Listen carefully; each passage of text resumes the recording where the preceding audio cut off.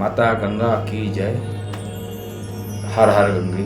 आज का विषय माँ गंगा से संबंधित है। माता गंगा में जाकर ज़्यादातर लोग हरिद्वार में, काशी में, सब जगह माँ गंगा के जल में स्नान करके अपने पाप को धोते हैं। ये बात बिल्कुल सत्य है, इसमें कोई संदेह नहीं है कि माँ गंगा की गोद में जाकर हर व्यक्ति शुद्ध एवं पवित्र हो जाता है। लेकिन आज मैं कुछ ऐसे प्रयोग बता रहा हूँ जिनको आप करिए और देखिए कितने चमत्कारिक फ़ायदे आपको होते हैं।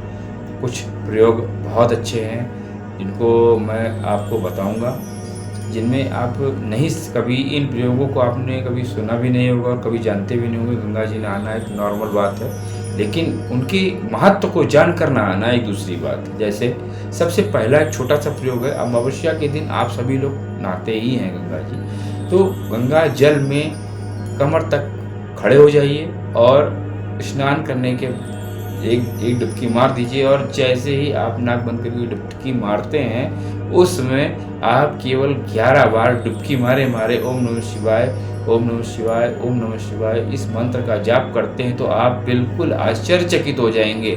बिल्कुल ऐसे 7 बार, 7 अमावस्या स्नान करने के, जब 7 अमावस्या आप करेंगे तो आपके ऊपर जो भी भूत प्रेत का या नेगेटिव एनर्जी आपके ऊपर जो भी होगी वो अपने आप फ्लो हो जाएगी, ख़त्म हो जाएगी। ये बिल्कुल आप करके देखिएगा, मेरी बातों में बिल्कुल मत जाइएगा और इस प्रयोग को आप करके देखिएगा। मात्र 7 अमावस्या गंगा जी के स्नान करिए और अपने आप को डुबकी मारकर मात्र 11 बार आप ओम नमः शिवाय, जो एक नॉर्मल मंत्र आप सब जानते ही हैं बाबा भोलेनाथ का, आप करिए और देखिए मेरे द्वारा बताया हुआ ये प्रयोग कारगर है या नहीं। पहली चीज़। दूसरा प्रयोग क्या है, आपके घर में जहाँ आप पूजा का स्थान है वहाँ पर आप गंगा जल प्रत्येक दिन जो है थोड़ा थोड़ा आप डाल दीजिए और एक ओपन पात्र में माता गंगा के जल को ओपन आप रखेंगे तो उससे आपको सकारात्मक ऊर्जा, आपका ध्यान जो आप करेंगे उसमें आपको मदद मिलेगी। ठीक है। और तीसरा प्रयोग ये है कि आप गंगा जल में थोड़ा सा कपूर मिला लीजिए और उस जल को किसी जो भूत प्रेत से पीड़ित व्यक्ति है उसके ऊपर आप छींटा मारिए ओम नमः शिवाय का जाप करके, उसको पक्का आराम मिलेगी।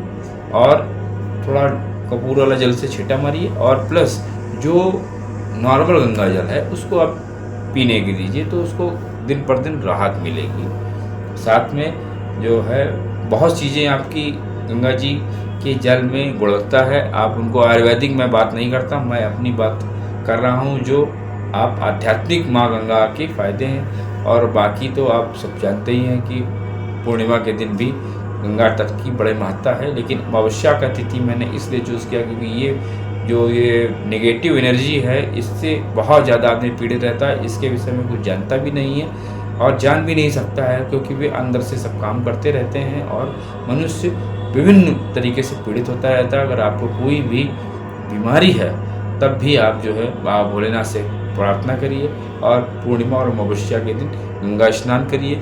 आप वैसी तरीके से आप आँख बंद करके गंगा आदि कमर तक के जल में खड़े होकर ओम नमः शिवाय का 11 बार जाप करते रहिए पूर्णिमा और अमावस्या। और आप देखिए आपको दवाई आप करते रहिए, उसके साथ ही साथ में माँ बाबा से प्रार्थना करते रहेंगे तो आपको निश्चित ही गंगा जल से आपको फ़ायदा होगा। गंगा जल ले आइए और पान करिए और साथ में बिल्कुल संशय नहीं आना चाहिए कि फ़ायदा करेगा या नहीं करेगा। आप विश्वास के साथ अगर गंगा जल का सेवन करते हैं तो आपको निश्चित फ़ायदा होगा। जय बाबा, जय माँ, बाबा भोलेनाथ की जय, माता कामाख्या की जय। आप सभी का कल्याण करें।